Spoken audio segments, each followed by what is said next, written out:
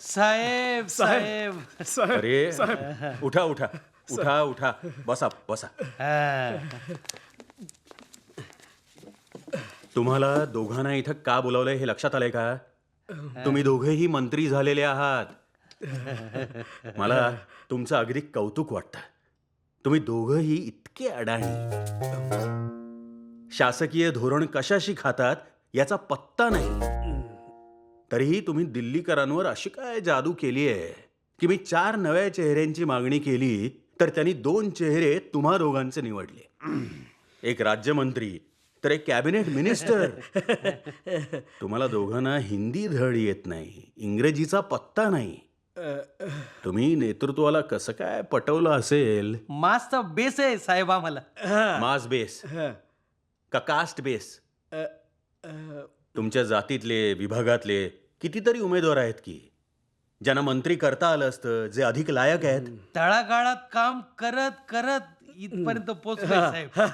हो, आश्रमशाळा काढल्यात, त्या मुलांकडनं स्वतःचे बंगले बांधून घेतलेत. ज्यांनी ऐकलं नाही त्यांना ठोकून काढलं. एकाला तर एवढा मारला की तो मेला.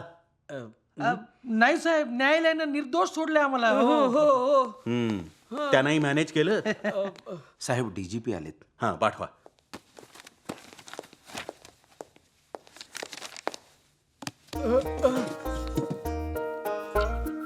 हो, बसा.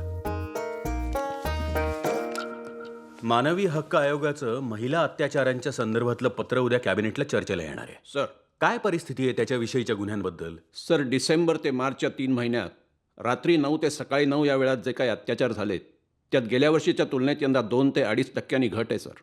पण ही सुधारणा कशामुळे झाली असं समजायचं आम्ही? अधिक सतर्कता, अधिक काळजी. कशाविषयी? परिस्थितीविषयी का आकडेवारी तयार करण्याविषयी? सर टक्केवारीत घट म्हणजे आकड्यात वाढ झाली आहे का? थोडीशी सर. मग डिसेंबर ते मार्चच का? गेल्या वर्षीच्या तुलनेत म्हणून. मग ऑक्टोबर ते मार्च का नाही? म्हणजे 6 महिने तरी होतात. सर नोव्हेंबर महिन्यात महिला कांड झालं होतं जामनेरला.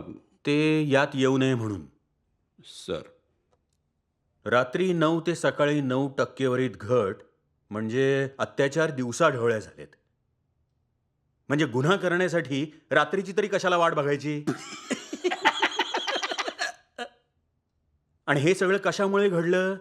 तर तुमच्या अधिक सतर्कतेमुळे आणि काळजीमुळे. Sir let me explain you sir. No need of explanation, you can go. Sir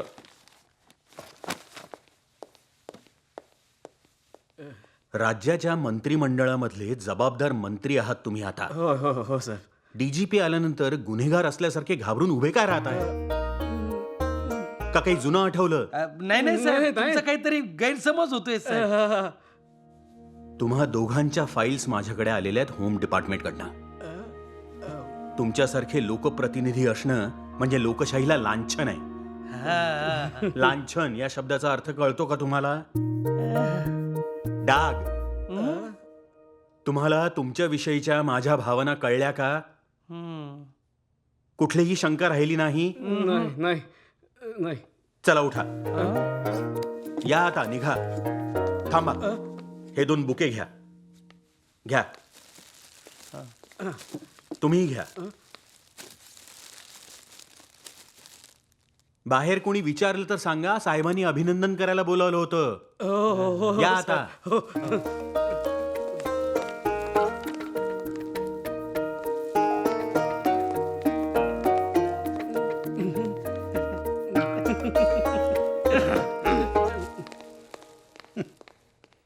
आज मी एक विशेष प्रस्ताव मांडू इच्छितो. संसदीय राज्य पद्धतीत 2 प्रमुख असतात.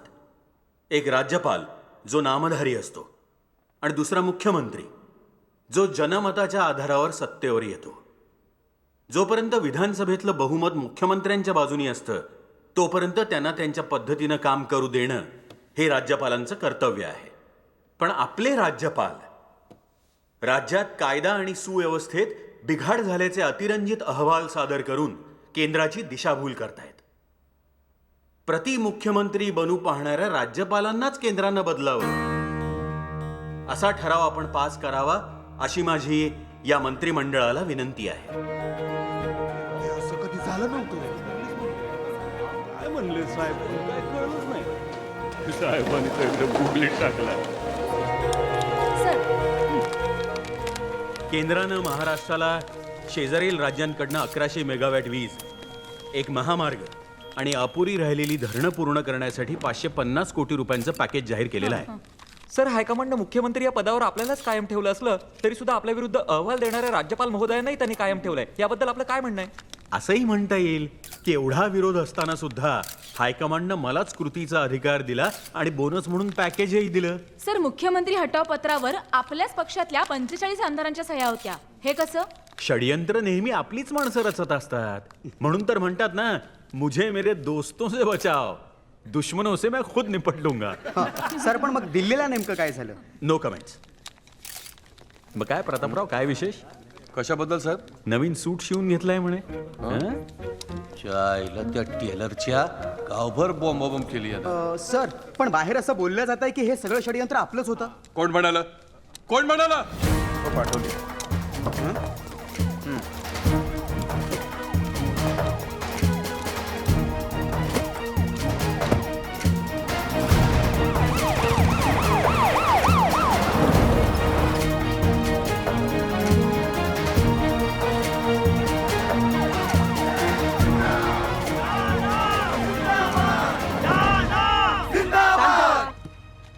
नमस्कार.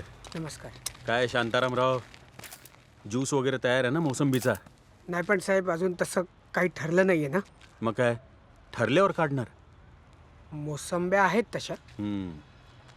सुरू करा, मग सुरू करा. या ना साहेब, या या. नाना, इथे इथे असू दे, असू दे. मी इथेच ठीक आहे नाना. महाभारतात जो उशाशी बसला त्याला केवढी किंमत द्यावी लागली. इथे मी कृष्ण नाही की तुम्ही दुर्योधन नाही. आणि आपलं हे महाभारत सतत असंच चालू राहणार आहे. मी दिल्लीहून सतत आपल्या तब्येतीची चौकशी करत होतो. मला भीती होती की राजकीय गडबड लवकर थांबली नाही तर मला इथे यायला उशीर होईल आणि तुमचं उपोषण सुरूच राहील. मला सांगा नाना, मी काय करू? भ्रष्ट मंत्र्यांना हाकलून द्या. ते कापसे बोगस घरकुल योजना तयार करतात, नागरिक बँकातून लोकांच्या नावावर पैसे काढतात आणि जमिनी खरेदी करतात. ते तडवी पैसे घेऊन अनाथ आश्रम वाटतात आणि अनाथ मुलांचे हाल होतात. ठीक आहे, मी यांच्या विरुद्ध चौकशीसाठी उपसमिती नेमतो. आणखी तो पुण्याचा पोलीस आयुक्त पी कुमार. निरपराध पारध्यांना पकडून मारलं म्हणून मी फोन लावला तर म्हणतो ही काय फोन करायची वेळ आहे. जाब विचारला तर म्हणतो तुम्हाला जे करायचं ते करून घ्या. पी कुमारना ताबडतोब पुण्याहून हलवा. हो सर. नानांची माझं बोलणं संपायच्या आत ट्रान्सफर ऑर्डर निघाली पाहिजे. सर. त्यांच्या जागी कोण येऊ शकतं? गिरीश लाल. ते तर अजून भ्रष्ट आहेत. मग नवे अधिकारी मी कुठून पैदा करू नाना? हे पी कुमार सुद्धा पुण्याहून बदलून कुठेतरी सूत्र सांभाळणारच ना. नाना, एक वेळ मुख्यमंत्र्याला काढून टाकता येईल, पण IAS आणि IPS अधिकाऱ्यांची फक्त बदलीच होऊ शकते. म्हणजे मुख्यमंत्री असून तुमच्या हातात काहीच नाही. राजकीय नेत्याला नुसतं आकाशाकडे नजर लावून चालत नाही. पायाखाली काय जळतंय हेही पाहावं लागतं. मी तुमच्या दोन्हीही मागण्या मान्य केल्या आहेत. मला असं वाटतं की तुम्ही आता उपोषण सोडावं. काका, ज्यूस आणा. हां हां घ्या. नानांचा विजय हो! नानांचा विजय हो! नाना जिंदाबाद! नानांचा विजय हो!